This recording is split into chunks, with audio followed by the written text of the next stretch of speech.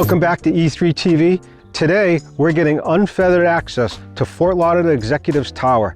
We're gonna deep dive into the operations, get up in the tower and see how things operate here. You know, this is one of the busiest executive airports in the country. Give you an idea, international airports like Miami International, Logan, all the Blarvos, that's at a level 12. Fort Lauderdale Executive is a level 7 and it goes down to like the 3 to 4 area. So that just gives you a little bit of idea how busy this airport is. So we got some great people to talk to, some great things to see. So let's go ahead and get started.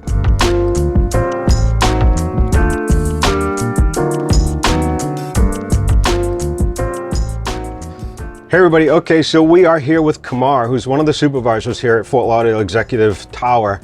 And he's going to be showing us around, talking a lot about, we're going to get upstairs, he's going to show us some really interesting stuff, and we're going to go through, obviously we're here on the first floor of the tower, and we're going to get a little bit of a tour of the operations and stuff down here before we go up. So the first things when the controllers come in, they want to have a weather briefing, gives them the weather and synopsis for the whole day, what to expect. And weather's a big thing in South Florida. It gives an idea of far as what flow and traffic demands to expect for the day, what delays going to have with Miami. Miami's a controlling or release control sector for our facility. Miami releases all the airplanes for Pompano and us as well, and also for Fort Lauderdale International. So all three airports have a kind of a high traffic and complexity environment for all the airplanes that are departing and arriving to South Florida. So while you're in the weather, let me ask you. So obviously you got your arrivals and things like that. Mm-hmm. How does Miami tell you if they're like changing how people are getting into this airport based on what's happening with weather? How do they communicate to that? They have a landline. They communicate with us. As far as our departures, they don't really communicate with us too much when it comes to arrivals, because they'll just factor them on the final and then just hand them off. And just hand them off to us, our visual approach sequence. But more so, the weather will have an impact for our releases. How slowly they'll be able to release aircrafts, because everyone's basically going to the northwest, departing out of Florida. Very little or rarely does anyone get to the south. Right. You have the East Coast, Atlanta, Charlotte, the whole 9 yards. Everyone's keep going to the north, and you have Miami, Opelika, Fort Lauderdale International, us, and like I said, Pompano. All are going to the northwest. So weather plays a big impact. If you have a weather line that's going throughout the center of the state, they only have a certain amount of airplanes through Jacksonville and et cetera that's going to be able to flow through that, diverting through weather. So weather, like today, it's probably going to be slow, releases, a lot of complexities. So they get all their SIGMETs, their EMETs? Correct. So I'll click an example of what a typical controller will do as far as when they come and they start it. For the Miami CWSU, today is September 27th, 2023. The current suit time is 9:35 Z, and this is your one minute. So this is where all areas, what tornadoes to expect, any flow or what weather segments or visibility, PIREPs are required. This all encompasses within this two-minute briefing. Okay, so this automates as he's talking and he's running through the whole, so it's like a whole presentation. Correct, yeah. Okay. For about 2 minutes or so is typical, this one's 2 or 3, typical weather briefing for the entire day. Okay. So let's let it play for a couple seconds so you have a little idea. There's also a service drop running along the East Coast, and that service drop is helping trigger some. So I'll fast forward a little bit, so that's more pertinent to us. So is this the same briefing that pilots would get, or is it different? No. So it's different. This is from our Miami Center. So we have specific weather personnel at the Miami Center that does a briefing. It's done 3 times a day for every 8-hour shift. So is this briefing specific for controllers? Like they talk language differently than a pilot would get? Correct, yes. That's really cool to know. It's not different language. It's similar language that any IFR pilot should be, or any pilot for that matter, should be used to, but it's a little bit more specific. It gets a little bit more technical as far as what sectors to expect and what certain airports can expect for delays, flows, and requesting PIREPs, like I said, to pass on. Okay, that's interesting. So how about getting briefings on maybe incidents that happened maybe anywhere, F-35 went down, or is there anything that gets flowed back to an educational standpoint to controllers? Not necessarily. That's kind of a tricky question to answer, because it's not really something that doesn't really affect air traffic. We won't, unless it's a controller error or anything like that, we'll get past as far as what situations to avoid. But for the most part, it's not every instance gets fed as far as an educational purpose, because there's be a little bit more to it as far as investigative standpoint. than it is than just to, hey, look what happened in Right. this Air Force base or this international airport. So what about, so does anything come through here, like, let's say as your FAA investigates something and says, yeah, this is a communication, a gap, and this is just, everybody should be more aware, like JFK, cleared across the runway, they made a turn onto that was a perfect example. Like, does that ever funnel down to you guys? Yes, sometimes. On more of the, and Lewis could probably, my boss will correct me if I'm wrong, but on the managerial side, we have, I forgot the name of the email, but it's instances that happens that will review safety situations or, unfortunately, runway incursions or near mid-air collisions. So we all get that to review and kind of could teach that in a teaching standpoint to our controllers when we're in the operation, like, hey, don't do that because, and we talk about it after, hey, because this can happen or this can, and some controls might be more curious as to why it happened, or they just might see the conflict and not question you about it. So, Okay, interesting. So that's at a national level coming Correct. down from the FAA. Correct. Now, how about locally here? Are there another level of briefing of specific to this airport? No, just within our district. We're all the Miami district. Okay. So everything from basically Fort Pierce down to Tamiami, and then over to the West Coast, like Sarasota, I believe, and including Tampa, it's all one Miami district. So there's instances that might happen within our district that we keep internally. Okay, so big question. Pilot deviation. Oh, great. Now, how does that come up? What is the process for that? I mean, obviously they call in, or I guess it's two-part question. One is, does that actually come through to the controllers here to Yes. see that, hey, there's a common pilot deviation on this airport for something, or is it notified to the controls here, and then what happens after that? So when you get a pilot deviation, it's a possible pilot deviation. We don't make the decision that it's a deviation right off the bat. So possible pilot deviation, we get the information from the pilot, we assess it, and then we submit it to it's called an MOR. It's a report that we submit to our district. Then they review at a different level, and they are the ones that decide if it's in fact a deviation. But we don't investigate it per se. Okay. Yeah, it's interesting because we talk to a lot of members and some have had issues like that, and we try to say, look, just be honest. Like if you were confused or, Correct. If you didn't see something, be honest, because that's going to help them make the system better. The more honest you are, and I'll be frank and say non-argumentative, when you speak to the controller or supervisor, the more we can kind of make the decision, like, all right, if it's in fact an incursion or some major error, then yes, we have to do our job. However, if it's misunderstanding of communication, but there's no impact to other aircrafts or air traffic for that matter, then we can have a conversation. So there's different ways depending on the situation we'll be able to have the discussion. Makes the Just be system honest, better. yeah. Yep. I mean, what you thought you knew, what you thought was said, but don't call with a defense mode on, because we're humans too. Controls make mistakes, and that's fine. And we'll review the tapes and go from there. Okay, great to know. Great, so controller comes in, they do their briefings. Is there anything else they get here other than what we've talked about, or? No, there's internally we have a team. It's called a team knowledge system where they have their training, certain outages that might be in place, or within the facility, certain to-do lists. They'll come and check that before they get in an operation, so they might know what to expect. Different briefings by myself, supervisor, or the air traffic manager might want them to know and be pertinent of before they step into the operation. So they'll log in and they'll check that, and then they'll get into the operation, get a proper briefing. But we'll talk about that upstairs. Okay, great. So anything else on the first floor? Because most of the floor is like admin and administration type stuff down here, right? Is there anything else a controller would do? No, not down. Other than the gym.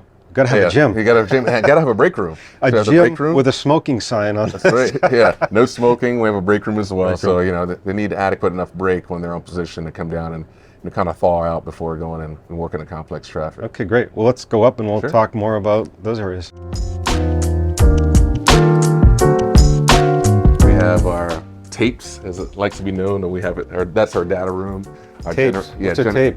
Yeah, exactly. It's just an old school format, but now it's all digitized and recorded.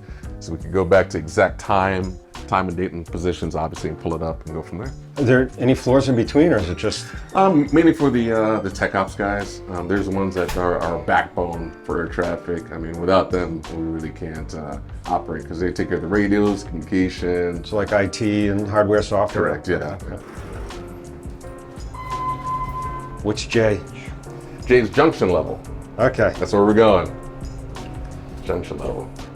And then 5 is? This is a surface floor. Okay. Surface. I don't know what the tech ops guys do there. I stay out of their business just like they stay out of ours. Hey, I'm coming up with 2 guests on the camera. All right, thanks. All right.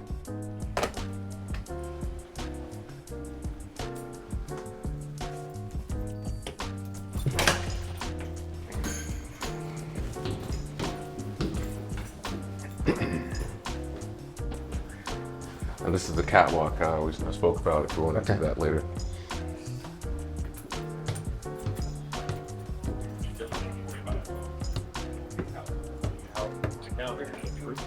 Morning. Okay, so obviously in the tower, a lot of stuff going on here. I have a lot of questions for you, but before we get into my questions, can you tell us kind of like what's the flow of what happens up here? So for a typical pilot, I'll talk from a pilot's perspective, of course. When a pilot calls up on our clearance delivery frequency, they're going to call up and tell us their intentions, whether it be IFR, they have an IFR flight plan on file. It comes out 30 minutes prior. So we'll have it ready on hand, or if it's just a VFR departure to the northwest, we have a handwritten strip. We'll annotate on it their direction of flight, the call sign, aircraft type, and make sure they have the current ATIS.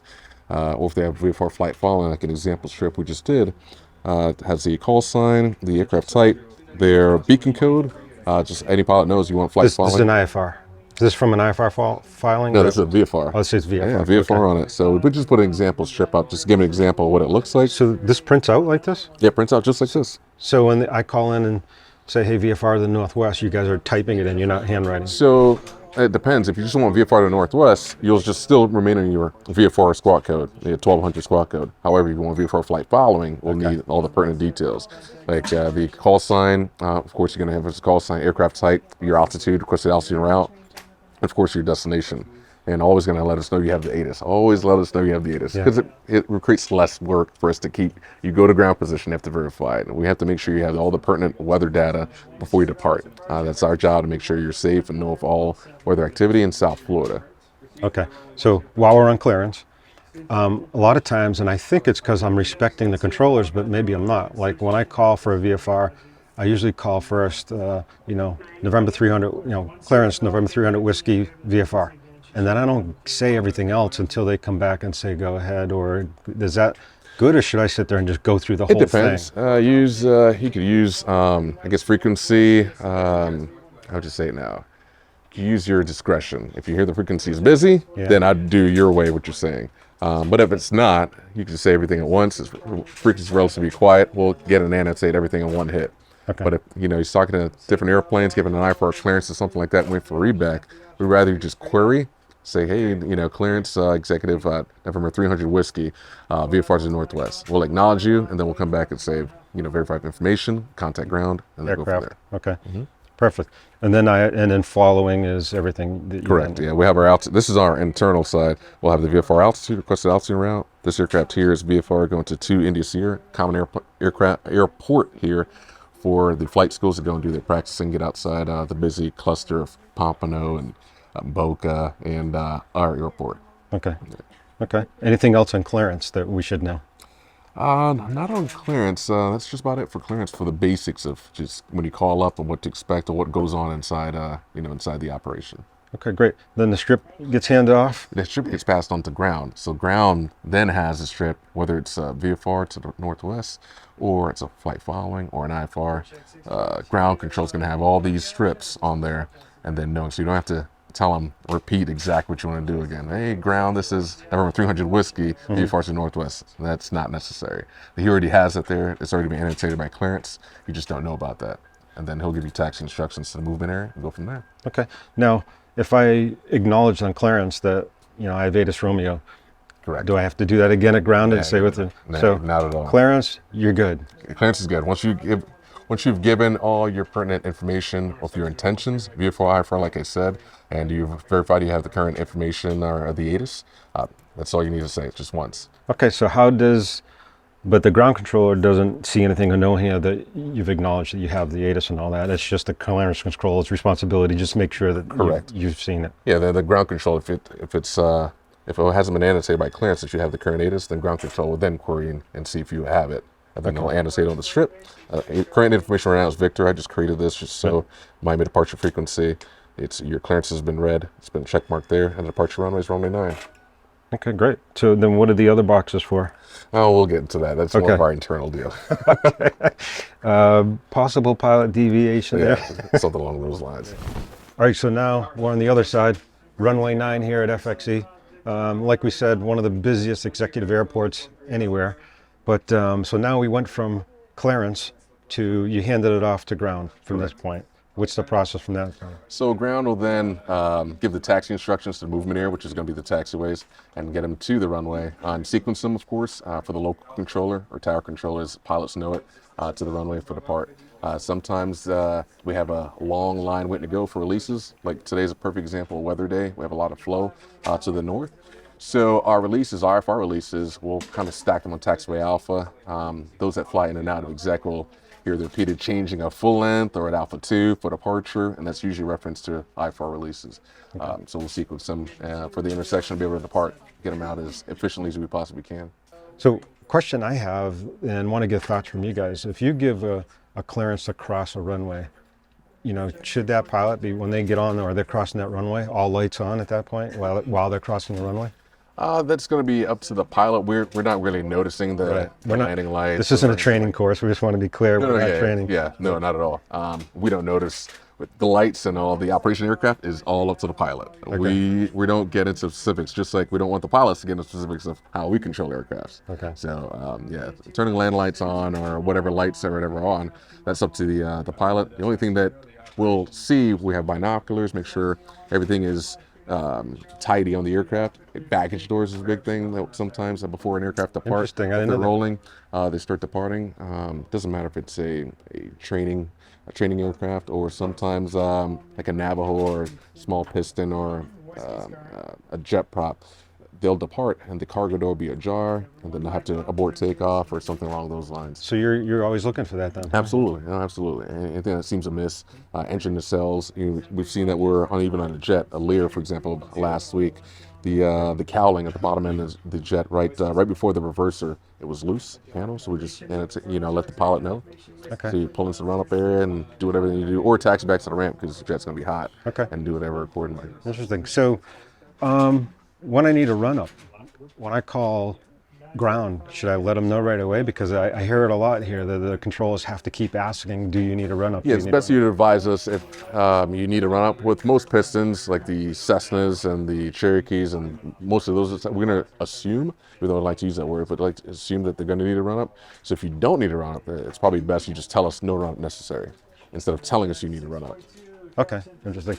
And I noticed you guys have a couple of different run-up areas, base of the tower, you get the under 9. How do you guys decide where you're sending this plane? Depending on flow. So if the runway 9 is the main run-up area that we use when we're in east operation, if 9 run-up area is congested or we just have a lot of aircrafts that are waiting for IFR releases or anything like that, we're going to stack them at the base of the tower so that once the aircrafts depart from the base of the tower run-up area, as soon as they get to the runway, they're sequenced. Okay. So they don't have to get off the run-up area and then figure out where they're going to fit in between whatever aircraft. Okay, great. So I did want to mention while we're here, and we have runway 9 here, I saw the master plan. So this runway will be extended 1,000 feet? 1,000 feet. So 1,000 feet, and then they're going to extend the taxiways on both sides down there. But it'll still be a displaced threshold, so 6,000 feet, if memory serves me right, will be available for landing. So it'll be displaced threshold, but for takeoff, 7,000 feet will be available. Okay, and that's, so we got like globals here, and we have BBJs here now and stuff, and they can't get out full fuel as it stands right now. In the middle of summer or late summer. In the summer, exactly. Yeah, sometimes a lot of the base aircrafts that are here, like the globals and larger biz jets that do want to cross the lake, as I like to call it, they'll depart early in the morning when it's cooler, temperature depending, and so they'll be able to depart full fuel and go to Europe or wherever they want to go, destination-wise, long lengths. Your Challenger, can you get out full here, no problem? Yeah, no problem. We have a couple challenges based here that they'll go from coast to coast, no problem. Okay. Yeah. Great. So what are some of, I would say, controllers' frustrations when it comes to ground operations? Like, what are some of the biggest things that frustrate you guys that we do as pilots? Not using, I'd say, frequency courtesy, stepping on someone when you hear a readback or anything like that. Just using common sense logic. If you hear someone talking or a controller giving a taxi instruction or something like that, wait for that readback from that pilot before you key up again. Exactly. And with your request, it's there's a lot of users on the airport. Just use the common decency to listen to the frequency before keying up. Yeah, that's a big one. And It's a huge one. even when you switch over to the frequency, just give it a couple seconds. Give it a couple seconds just to listen. Yeah. Be in the middle of a readback, could be full route clearance, and people just key up, hey, number 12305 wants to go to Northwest. When meanwhile, that controller and clearance just gave a full route clearance and is waiting for the readback from that pilot. Yeah. So is that the number one frustration on That's ground? number one.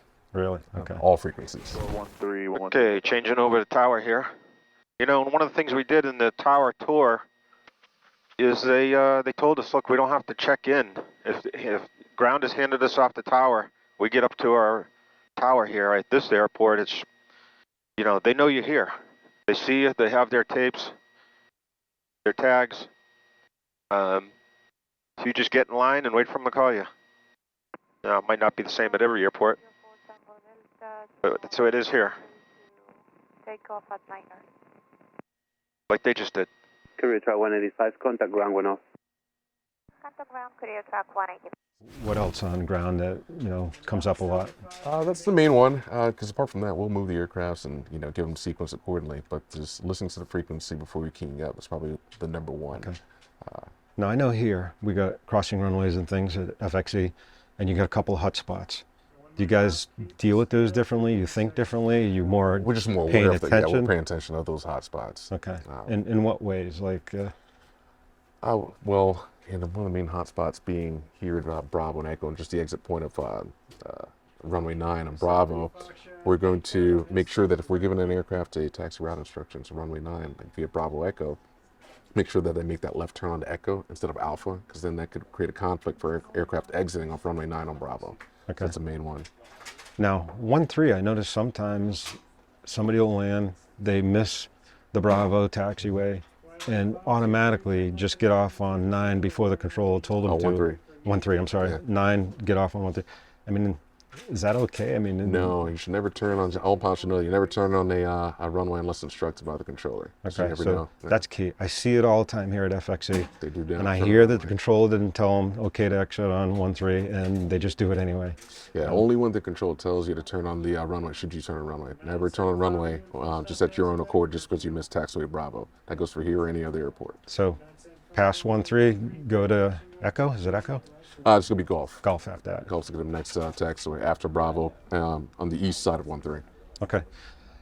Let's talk a little bit about shift time, and because this is a stressful job. I mean, it's It can tough. be, Like, yeah. how many on, how many off? Like, how does it operate here? Without getting too much in the weeds, we have our busiest times here are going to be between 10 and 4 o'clock. So we are heavily staffed during that time. We have clearance delivery, ground control, and local control. We have usually 1 or 2 controllers that are on break for the rotation. Controls typically don't stay on longer than an hour and a half, but max is 2 hours on position. They try to get them at least 30 minutes to 40-minute break in between.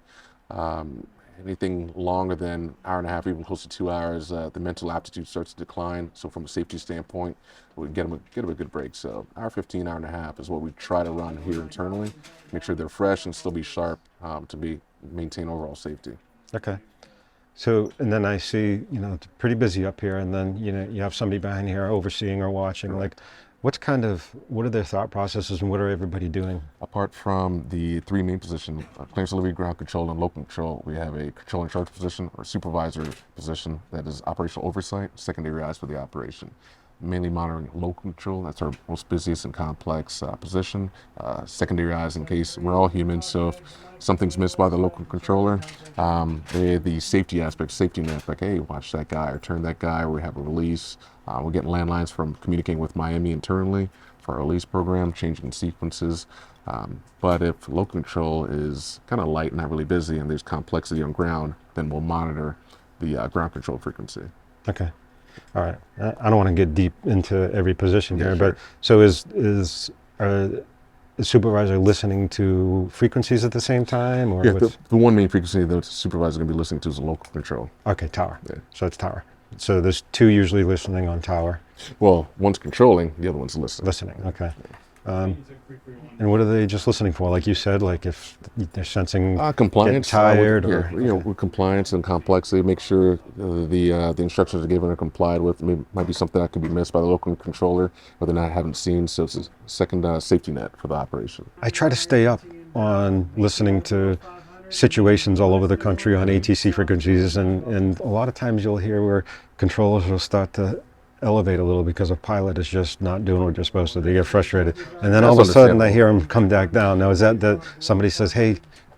It could be, or the controllers themselves just catch they've caught themselves getting too focused and focused on the one aircraft, which is a distraction, and not realizing that there's maybe a potential conflict going on. So, kind of controllers were pretty good at trying to maintain our tempo and our speech rate as best we can, but we're humans as well, so they make mistakes, which is known, but we try to maintain the safest NAS as we can. And obviously you guys train for that, because I can tell when I talk to the center controls at Atlanta, like when somebody's in an emergency or having a situation, they try to keep that pilot calm. As calm and cool, as collected as you possibly can. Yeah.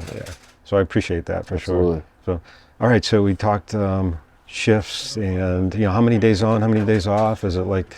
It's a 40-hour work week, So it's typically just like scheduled. Unfortunately, we're currently short-staffed, and it's throughout the whole NAS, and not just this tower specifically. So, unfortunately, some folks are working 6 days a week just to make up for the lack of controllers. So, yeah.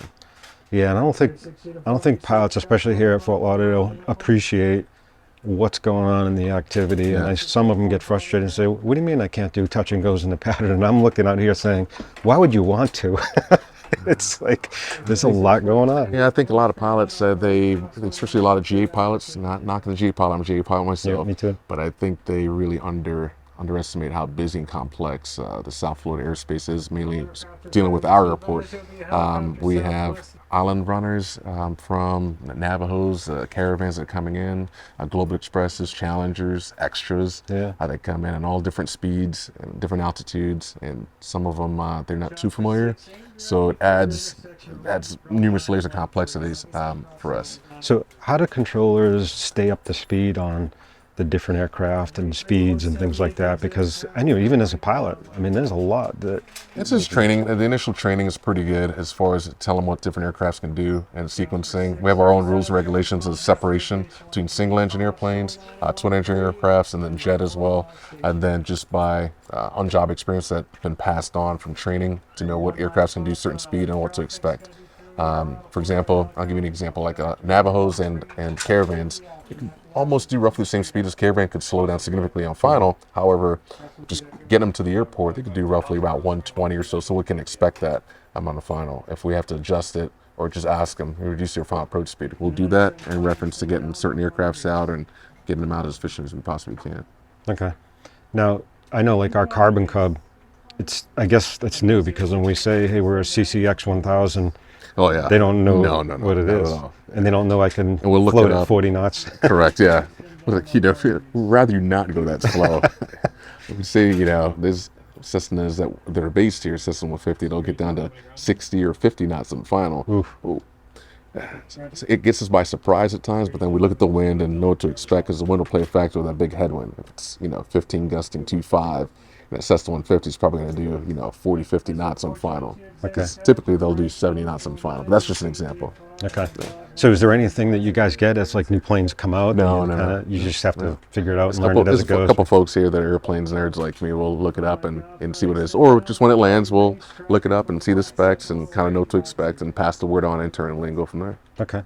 Now, how about the helicopters? Because obviously we had a lot of them here. Like, how do you bring them in versus the patterns and stuff like that? We have procedures that we have internally as far as arrival and departure procedures for aircrafts that are helicopters that are based here that have the training. Mainly our BSOs have them, but if it's normal GA helicopters, we'll restrict them certain altitudes and crossings. We'll treat them like an aircraft, but we could have them at a lower altitude. Because usually they think my carbon cub flying around at 500 feet is a helicopter, and they usually ask me. Correct. Like, no, we're actually fixed wing. Yeah, So, yeah. Sometimes gets us by surprise, but that's on the pilot to hopefully be like, hey, we're so-and-so aircraft. Everyone knows a Cub. Even if it's carbon or like Cub, like, all right, slow. We'll make you, unfortunately, sometimes number last if we have a couple jets on final until we can get you in. yeah. Or keep you close to the airport so we could kind of plan your sequence to follow. Okay. Yeah. All right, perfect. So let's talk about and try to educate, or at least inform the pilots watching. Like, what are some of the frustrations for tower controller on the approach side of everything? No need to advise us. You're number one. That's probably the number one deal. Like, hey, I'm number 1, 2, 3, 4, 5. Number one, hold it short, ready to go. We know you're there. Oh, okay. You're talking about when you're holding short. Correct. There to go. We know you're there. We have the sequence. You know, I think about that sometimes because I pick up on it. I hear that obviously they know I'm here. They've got the strips and stuff like that. Yeah. What do you suggest that, hey, it's, 300 whiskey in sequence, or I'm at 9, or just checking in? If you're not number one, just monitor the frequency. We typically have it, or we'll reach out for you. Wait for controller to reach out for you. Okay. Because typically we're busy, even though you might not hear anything on the actual frequency by local control. Internally, we might be changing the sequence for a departure. Could be on the north side of jet departure. We're trying to work that out internally. So just monitor the frequency is probably best. Okay, that's interesting because I always thinking I have to check in, obviously this airport, but I always feel like, do they know I'm here, or do I need to check we know in? you're there. Unless you're at the run-up area, that's actually a good point here. Unless you run up area and it's somewhat of a cluster to figure out who's number 1, number 2, number 3, then at that point you could query and ask, like, hey, what's my sequence? November 300 whiskey, I'm gonna run up area 9. What's my sequence? You could ask, and then we'll tell you.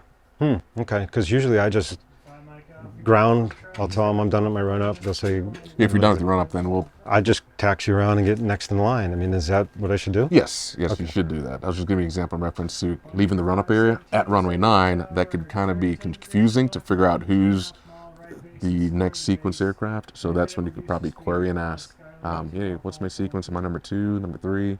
Okay. Go from there. Or sometimes number 1 full length might be an IFR release, but hey, can you maneuver to go to Alpha 2? Yep. So, I've been on a few times.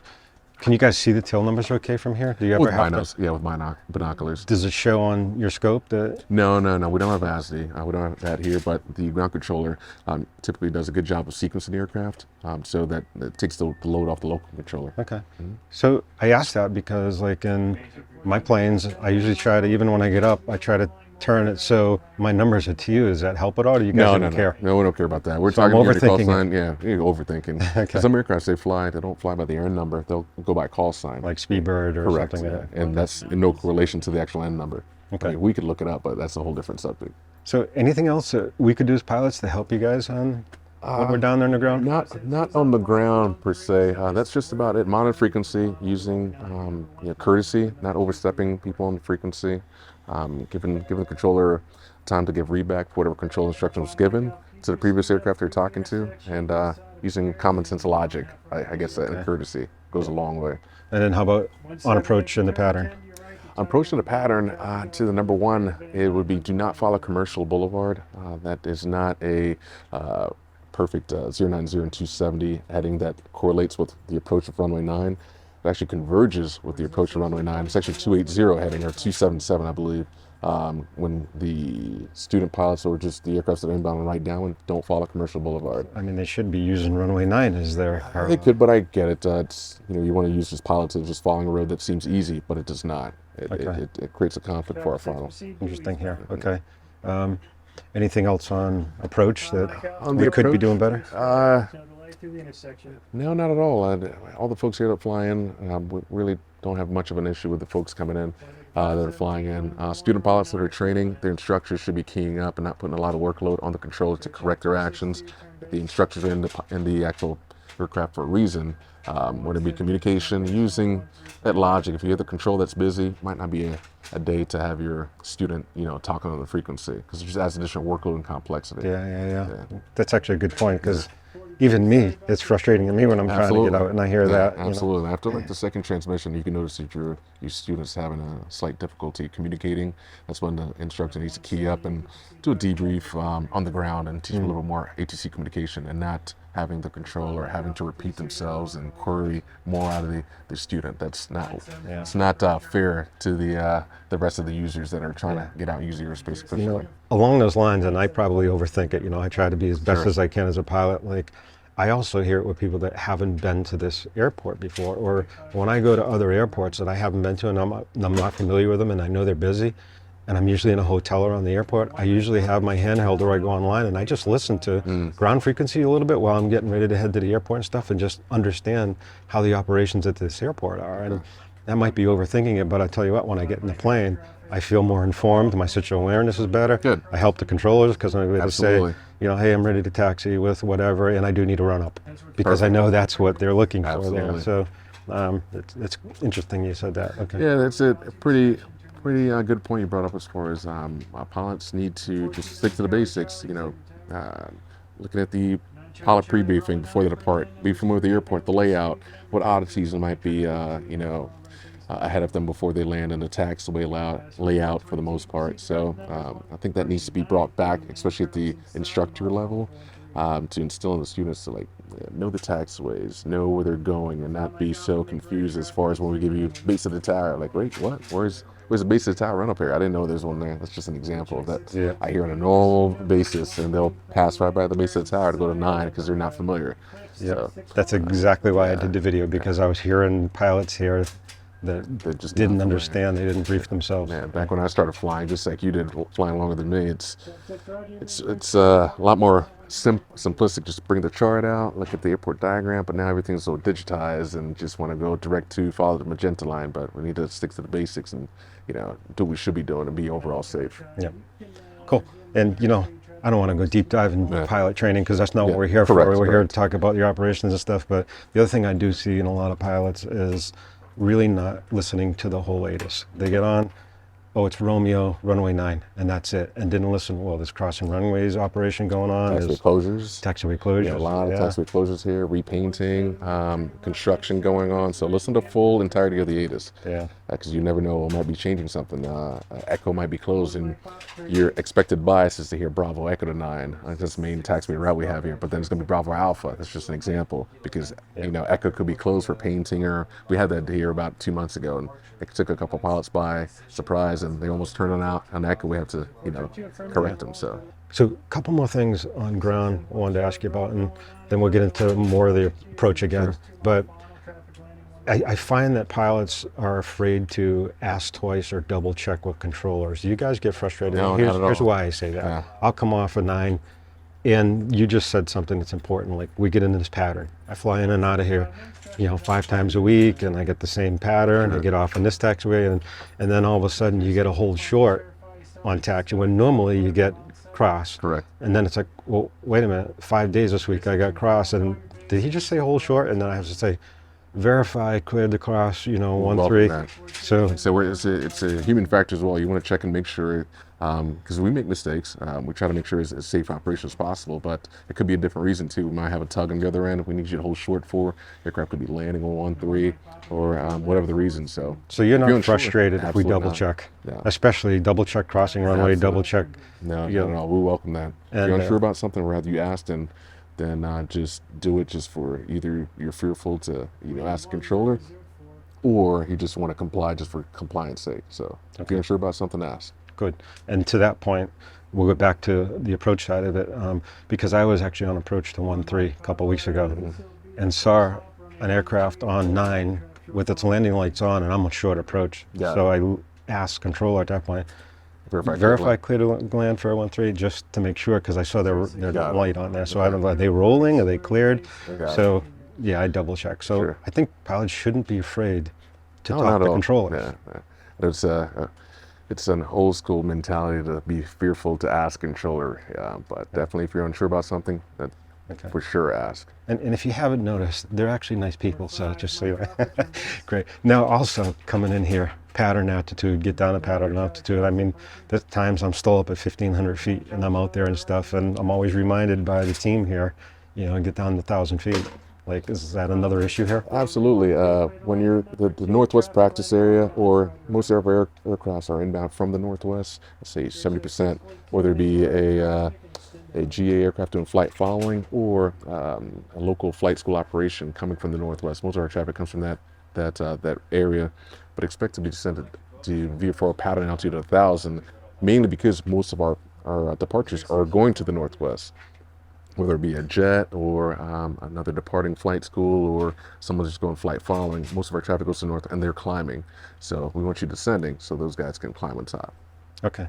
All right, interesting. So we're going to talk more about departure and approach, but I want to segment this a little bit into the levels of towers. Like you got 12s are like, Boston, all the class Miami. Bravos, Miami.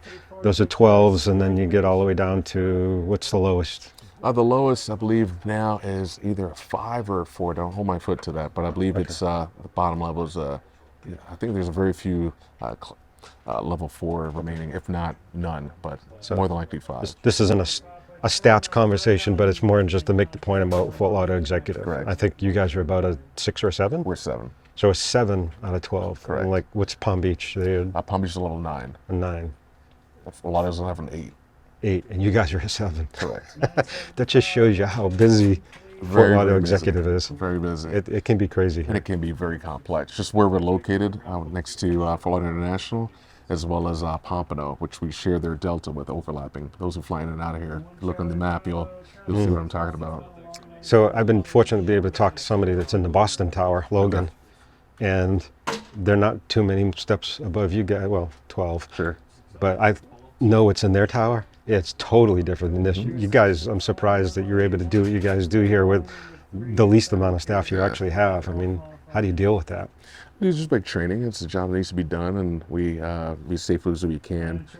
Just over time, we've learned how to adapt and instill certain rules and regulation that work just for us. So, technology-wise, you guys have anything that's getting upgraded soon, or what do you have now that's new? So the newest technology we have that's in is called an IDAC system that actually with flow. So a call for release, it's more internally, that when there's call for release programs to any international airport, the main one that we have that's pertinent for us is Cancun. So we have aircraft that's a partner here. If you're in your Challenger or Global, you're going to Cancun. We have a call for release program, meaning that there's a release slot times allotted for aircraft that are flowing en route to that destination. So before, we used to have to call on a landline internally to Miami Center, get a number 1205 Global Express. It's going to Cancun, ready to go in 10 minutes. We had to do that over a line. Now, it's not communicative format. We have a computer system. We'll click on that call sign, that aircraft type, and we slide over to the preferred departure time, and then this automated system that'll annotate and illuminate. It's like, all right, so that time is good. We don't have to do that. It takes a workload off of us. Okay, interesting, okay. So we didn't talk about it, but when we call clearance, is clearance person we're talking to, are they up here in the tower? Or are they, so they're up here, they're not on a different floor or something? Everyone's up here in the tower. Okay. You got any new technology that's coming in, or what's kind of on the... No new technology that I'm aware of. We're excited that whenever it comes around, the runner extension, that'd be great to have that, whenever that's approved, the 1,000-foot extension for the runway. Now, from technology down here, I know that, there's some new stuff in our Garmin equipment and things that, you can send, like routing and different things to us, yeah, that's not EIS or any of that. Yeah, So you guys do any of that here? We don't right? have that here. That'd be more the international airport, so that they have a system there which would be non-commutative format to sending. Well, you get clearance through there. Correct. And then I know the newer stuff, which is more center.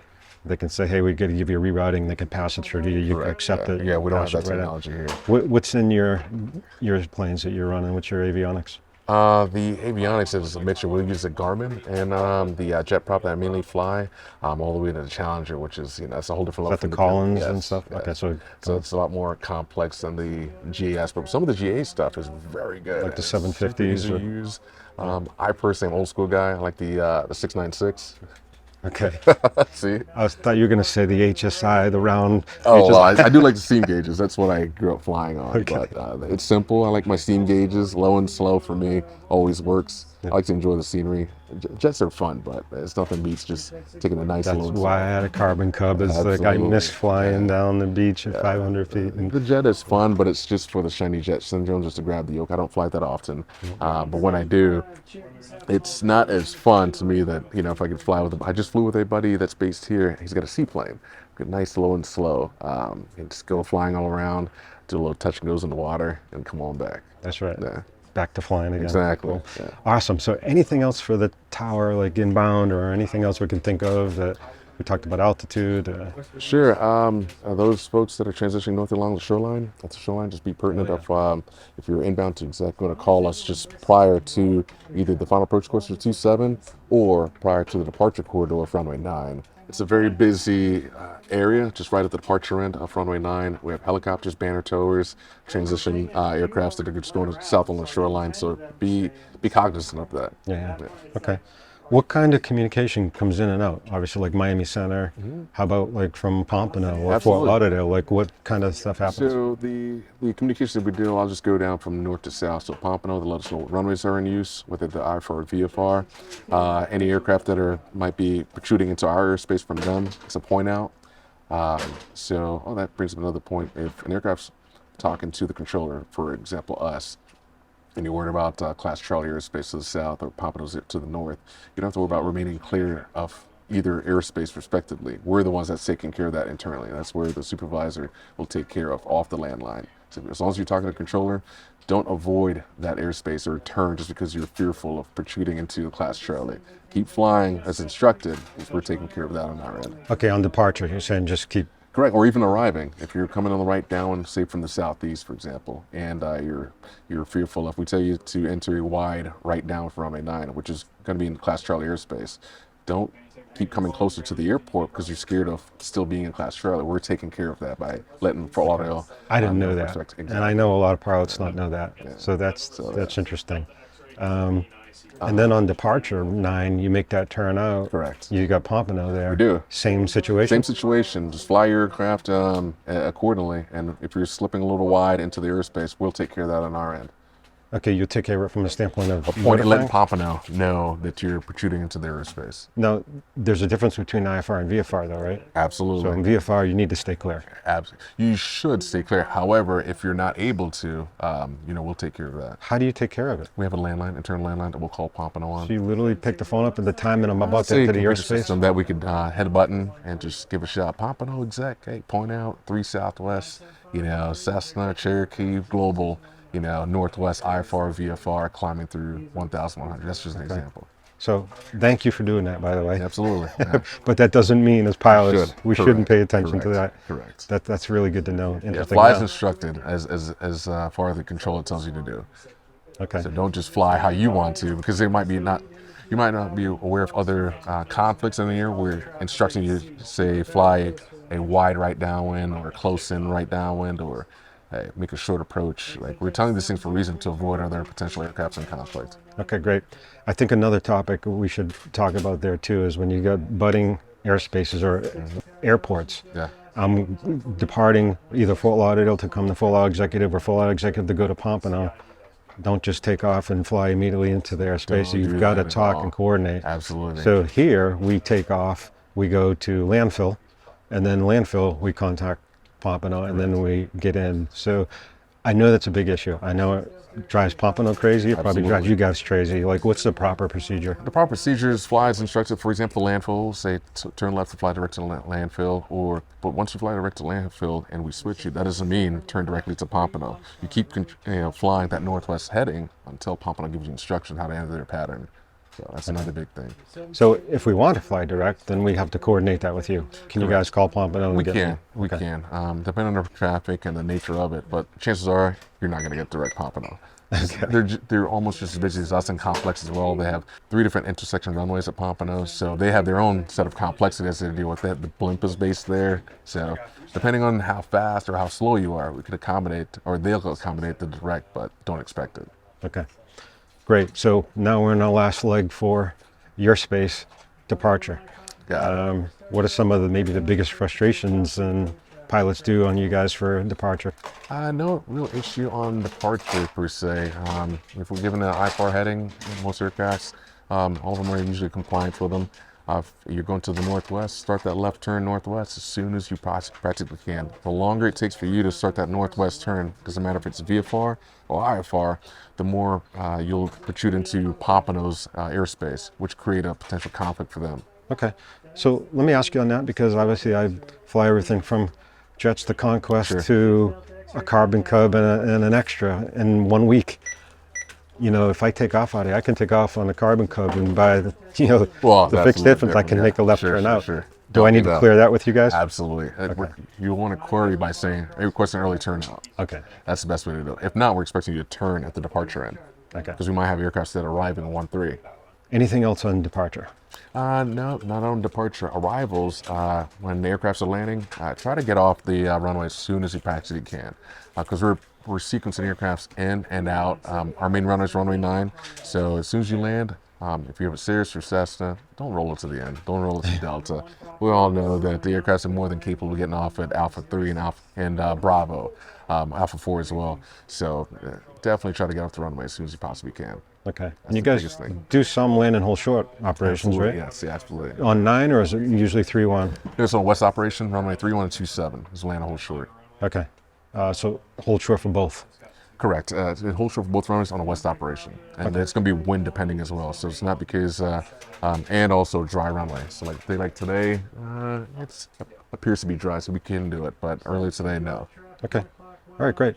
So all the scopes I see in here, do they, I mean, is it basically almost the same kind of stuff we see on like FlightAware and things like that? Yes, yes. It's going to be all the aircrafts that are tagged, and ADSB. We could, even if you don't have a squawk code, a particular squawk code, due to ATSB, we could click on it and see your call sign. So you think you might not be watching, we definitely are.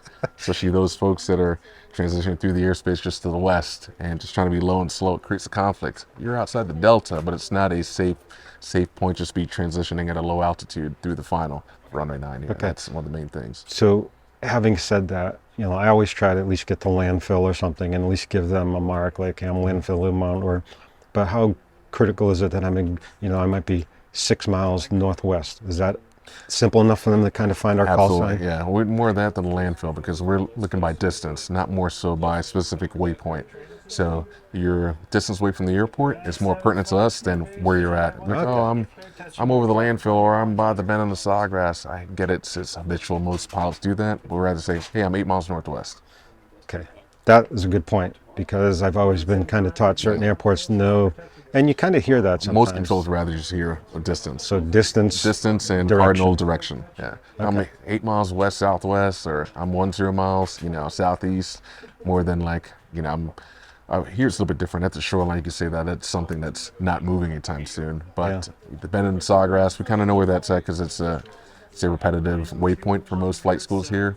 But definitely distance. Okay, that's a good point. And I guess it's old school pilots like me that didn't have, GPSs like we have nowadays, but it's actually easier to just look at your 750 in front of you and That's 6.5 out.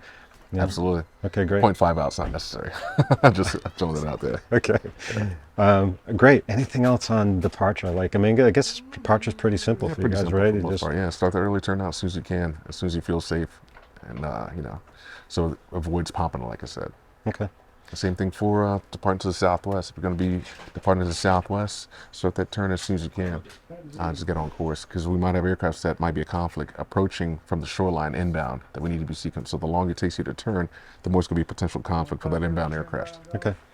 Is there anything else that we can do to help you guys, or is it really, just follow the procedures and stuff? Follow the Because procedures. I say, because sometimes I would literally say, hey, I can take a short approach if you'd like. Does it not- It can help, because then it might query somebody depending on the aircraft too. Like, hey, actually all aircrafts, if you can do it and it might help, that's fine. But you never know. So sometimes we'll ask aircraft if they can make a short approach, and then I'm able to. Student pilot on board, or maybe it's just a passenger that don't want to take that short approach and descend. Okay, great. Any questions for me or our members, or anything that we could? Just have fun, keep flying. Pay attention. Check the local NOTAMs, listen to ATIS to get back to basic pilots as you can. Now we're here to make sure that everyone still has fun, get to their destination safely. So we enjoy and love what we do. Okay, great. Hey, I really appreciate you doing this for our members. Pleasure. I'm looking forward to everybody checking this out and learning a little bit more about what you guys do. And it's pretty incredible. I mean, for as busy as this airport is, you guys do a great job. Thank you. I fly in and out here all the time and just love what you guys do. So thanks a lot. Not a problem. A pleasure. All right, great. That's a wrap. Hopefully you enjoyed that episode and learned some great things. Again, this is one of the busiest airports and one of the busiest towers from an executive airport standpoint. Great information for pilots, great information and give you a little bit more background on how these airports operate, especially a busy airport like this. We hope you learned a lot from this, and we're actually gonna be doing more episodes from some of the experts that work in this tower and try to help educate you and give you a little bit more background on what everybody goes through in these towers. So hopefully you enjoyed this, and we'll see you on the next one.